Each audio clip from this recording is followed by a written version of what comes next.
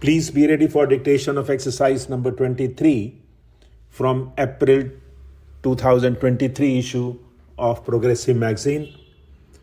5 seconds. Start. During the third quarter of this century, the world has seen unprecedented progress, comprising in these about 25 years an order of economic growth which is unparalleled in human history. And yet, around the close of this quarter century, more specifically over the last 8 months or so, the world has also been engulfed by numerous problems.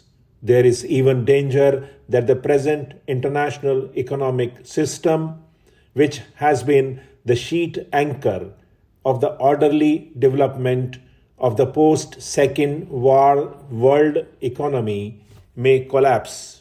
We may revert to a chaotic situation in the matter of international trade and exchanges unless corrective steps are taken to ensure the proper functioning of the international economic system. It is therefore most timely that international financial experts from both developed and underdeveloped countries, from countries with a persistent balance of payment, surplus as well as with chronic balance of payment problems, from countries on the threshold of development, and from those struggling to break out of the vicious circle of poverty, low savings, and low investment, and consequent low income, have gathered here today to discuss the problems of the world economy in this crucial period of human history. The major problem of the world for the next 25 years, as I see it, is that of bringing about a better balance in the living standards and rates of growth of different peoples inhabiting this planet. As I stated earlier, the world has seen unprecedented growth over the last 25 years, an order of growth which perhaps the world has not seen in a couple of centuries preceding this quarter century, or even perhaps over 1,000 years preceding the last couple of centuries. Nonetheless, this growth has occurred only in certain parts of the world and has left behind vast sections of the human race living in conditions prevailing in the Middle Ages or even worse. This inevitably gives rise to tensions and to problems of international exchanges which are deep-seated and for which all thinking men have to find an adequate solution.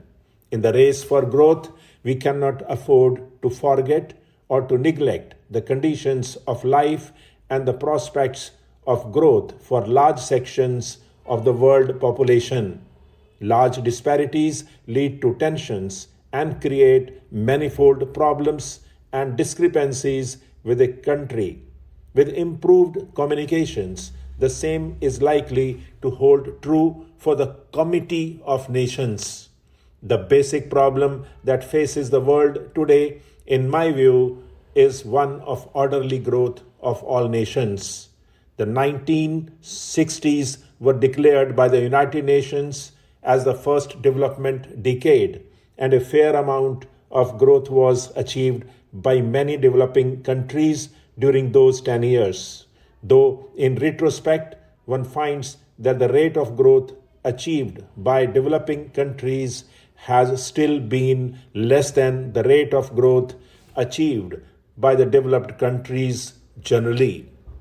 The second development decade, however, has not seen even this modest rate of growth insofar as the developing countries are concerned. Indeed, the year which has just ended has seen unprecedented inflation in all countries of the world, with an attempt by many countries, including some developed ones, to pass on the burden of this inflation to others, with the result that this burden has fallen on those who are least capable of bearing it.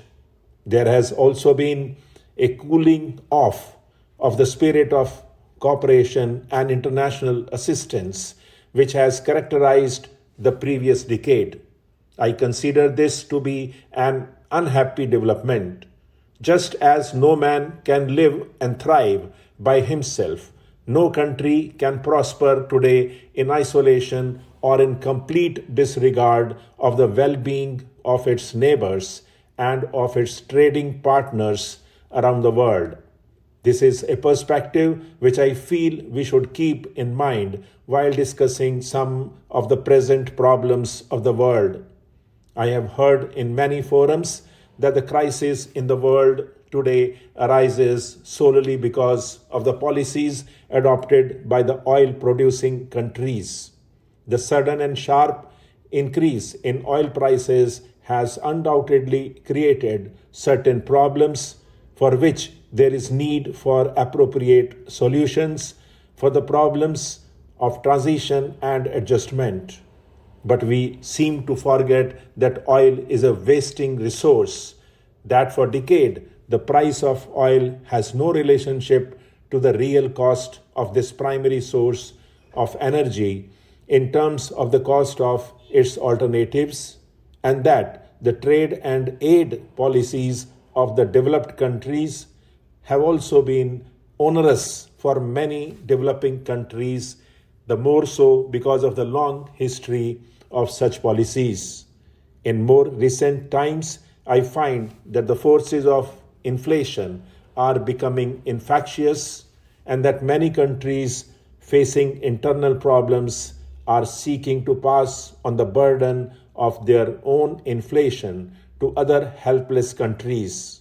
This, to my mind, is a short-sighted policy which contributes to the sense of international insecurity and which could lead to a return to the distressing conditions of the interwar years.